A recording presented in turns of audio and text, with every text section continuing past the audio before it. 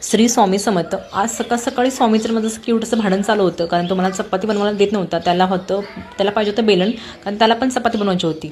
आणि तो चपाती कसा बनवतो बघा. आणि खूप छान असा क्यूट दिसत होता स्वामी आज, कारण त्याला मी दोन बोनी घातल्या, 2 विणी घातल्या होत्या. आणि खूप छान असं मुलगीसारखं दिसत होता तो. त्यानंतर मी संध्याकाळी निघालो बाहेर जाण्यासाठी, कारण स्वामीला आठवड्यातून फक्त एक दिवस स्वामी बाहेर जातो. आणि त्यामुळे मी त्यांना, पप्पांना सुट्टी होती, म्हटलं चला जाऊया बाहेर. मी त्यासाठी निघालो.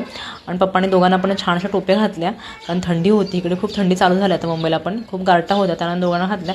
स्वामीला वाटतं की मम्मा येत नाही गाडीवरती बसायला, म्हणून तो रडतोय, मम्मा तू पण ये, मम्मा तू पण ये.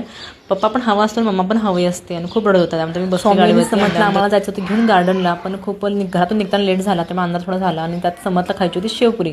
आणि ही खाऊ गल्ली आहे, आणि मी फर्स्ट टाईमच गेलो होतो. आणि खूप असे फुडी लोक ना खूप खायला आलेले होते इकडे.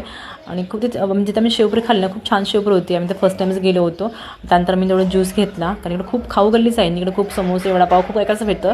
आम्ही तर फर्स्ट टाईमच गेलो होतो आणि खूप छान वाटलं, टेस्ट पण चांगली होती. आज समज आलं होतं की मला ज्यूस प्यायचा. ज्यूस प्यायला गेलो, पण त्यांना खूप गर्दी होती, मी ज्यूस पिला नाही. त्यानंतर इथे एक मेला लागला होता, फेस्टिवल. तिथं आम्ही आलो. मुलांचे टॉईज वगैरे होते, खेळणे वगैरे होते. आणि ते स्वामी समजला ना, हेलिकॉप्टरमध्ये बसायचं होतं. स्वामीचं मध्ये चाललं होतं. मला असं वाटत होतं की घेतो नाही, खेचतो नाही, पाडते की काय, तो पॉट असं वाटत होतं.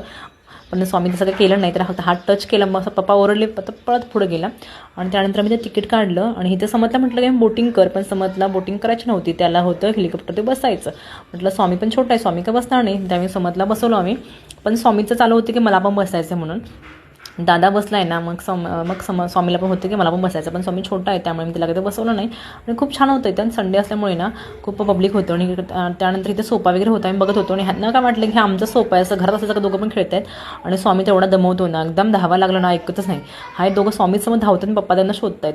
अजिबात एक 2-3 मिनिटं तरी सापडलेच नव्हते, कारण पप्पाला खूप दमवलं दोघांनी. छोटे पप्पा कंटाळले, स्वामीला पप्पाने उचलून घेतलं. आणि तिथून आम्ही निघालो ज्यूस पिण्यासाठी. इथं आता मी थोडा ज्यूस पण घेतला.